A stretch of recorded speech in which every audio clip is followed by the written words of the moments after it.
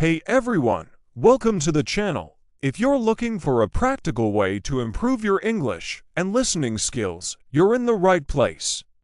Here, we explore interesting topics through real conversations.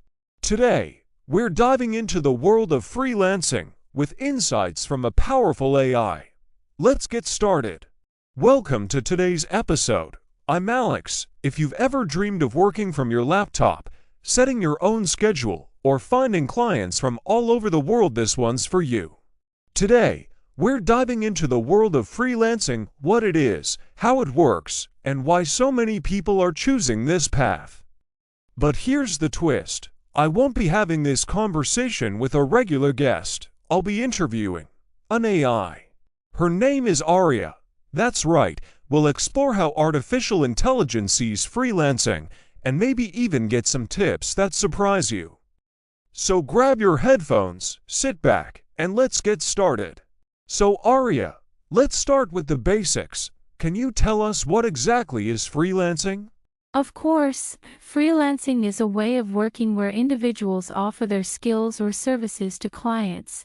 Without being tied to one employer, freelancers can choose their projects, set their own hours, and often work remotely, from anywhere in the world.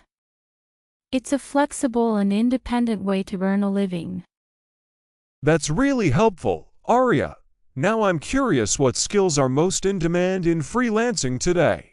Great question. Right now, some of the most in-demand freelance skills include web development and design, graphic design, content writing and copywriting, digital marketing, especially SEO and social media, video editing and animation, and of course, AI-related skills like prompt engineering and machine learning.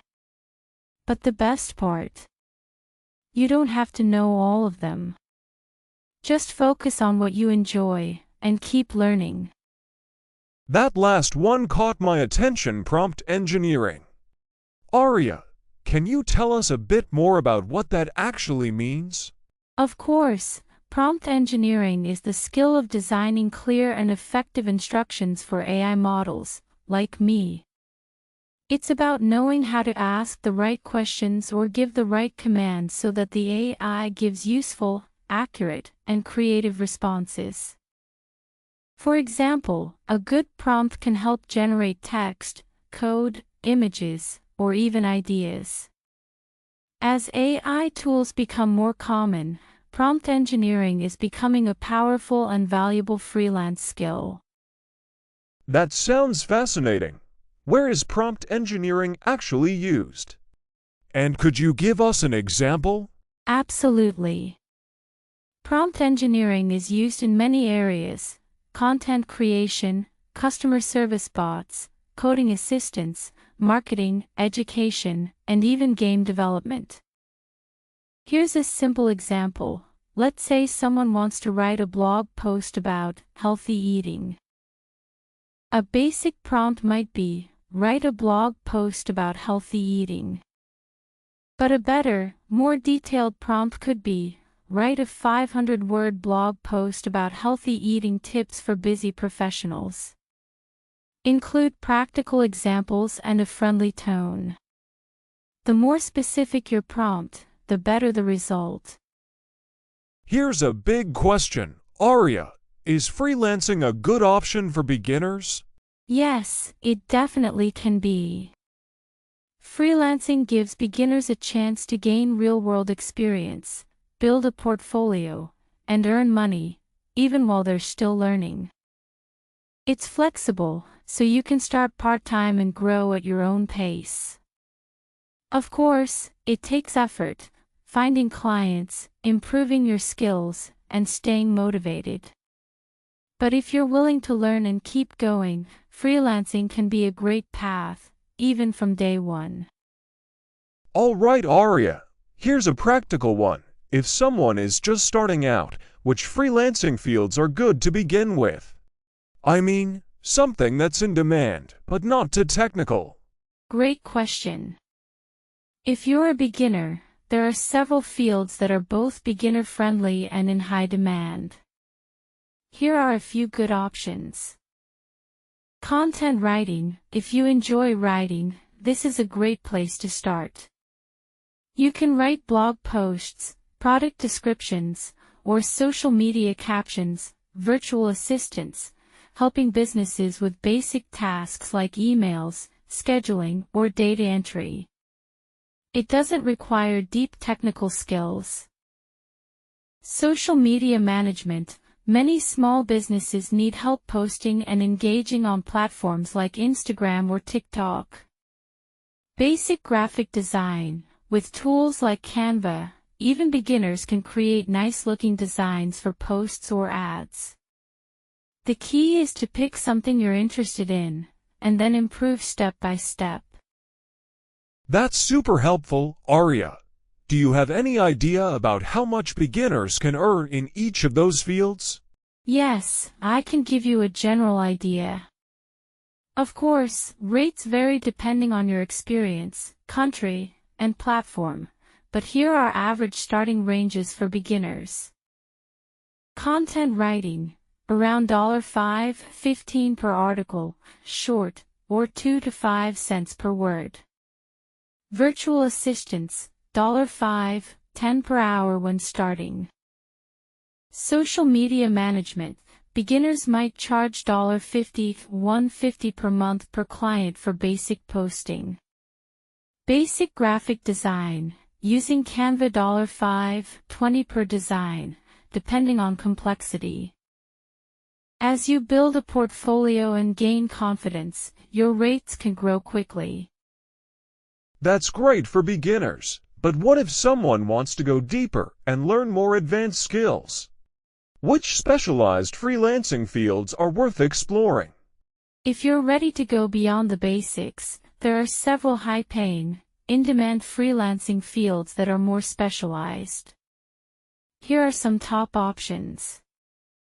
Web development, building websites using HTML, CSS, JavaScript, or frameworks like React. App development, creating mobile apps for iOS or Android using tools like Flutter or Swift. UI/UX design, designing user-friendly interfaces and experiences, using tools like Figma or Adobe XD. Video editing, editing YouTube videos, Reels, ads, etc. with software like Premiere Pro or DaVinci Resolve. Prompt engineering and AI consulting, helping businesses use AI tools more effectively. SEO, search engine optimization, optimizing websites so they rank higher on Google. Data analysis, analyzing data with Python, Excel, or tools like Power BI. These fields often require more learning time, but they also offer higher pay and long-term opportunities. Aria, let's talk about marketing. How can freelancers promote themselves and attract clients, especially when they're just starting out? That's a key part of freelancing. Even if you're talented, you need to make sure people know what you can do. Here are a few simple but powerful ways to market yourself as a freelancer. Create a strong profile on freelancing platforms like Upwork or Fiverr, with clear descriptions, samples, and reviews. Use social media, share your work, tips, or behind-the-scenes content on platforms like LinkedIn, Twitter, or Instagram. Build a portfolio website, even a simple one, to showcase your skills and projects. Ask for referrals. If you've worked with someone, ask them to recommend you to others.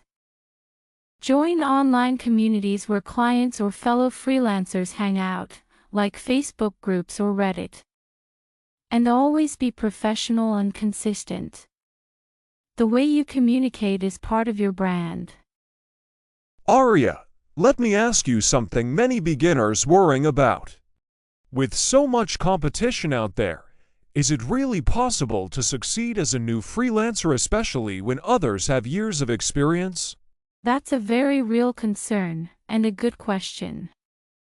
Yes, the competition is tough. But that doesn't mean you can't succeed. Here's why. Everyone starts somewhere. Even the top freelancers were beginners once.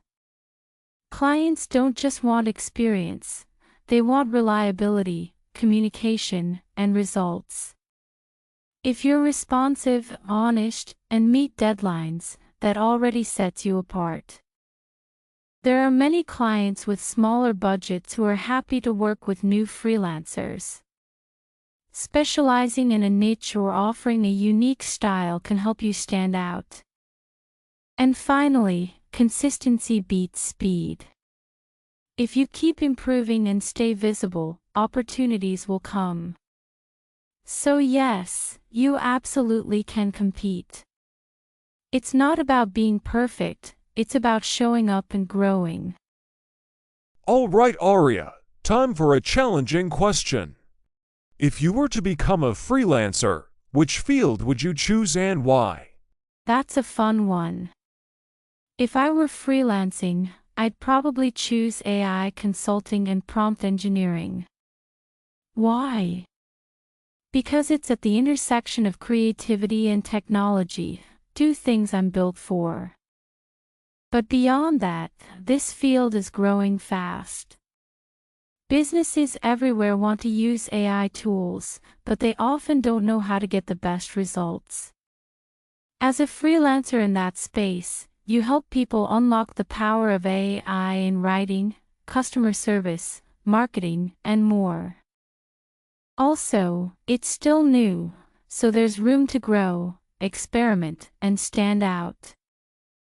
Let's get into the big question, Aria. With AI advancing so fast, do you think it might eventually replace freelancers? That's a powerful question, and it's being asked a lot these days. Here's how I see it. AI will definitely change freelancing, but not necessarily replace it. Tasks that are repetitive or very simple, like basic image editing, simple writing, or data entry, might be automated more and more. But freelancing isn't just about doing tasks. It's also about understanding the client's needs, adapting to feedback, solving creative problems, and adding human emotion or intuition. What's more, AI often works best when guided by humans. So in many cases, freelancers who know how to use AI will have a big advantage. In short, AI won't kill freelancing. But freelancing will evolve, and those who adapt will thrive. Aria, let's wrap things up with a final question. How do you see the future of freelancing? And do you have any final thoughts for our viewers? The future of freelancing is bright, but it's also changing fast. Remote work, AI tools, global platforms, they're all making freelancing more accessible than ever. That means more opportunities, but also more competition. In the future, successful freelancers will be those who keep learning new skills, use AI and technology to work smarter, build strong personal brands, and stay flexible and open to change.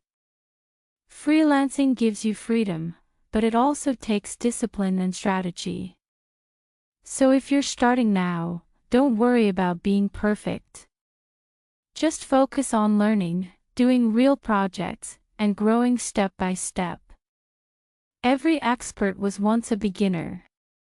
Thanks for having me. It's been a pleasure talking with you. And that brings us to the end of today's conversation. Huge thanks to Aria for sharing such valuable insights and to all of you for watching. If you enjoyed this video, don't forget to like, subscribe, and share it with a friend who might find it helpful. See you in the next episode, and until then, stay curious and keep learning. Goodbye.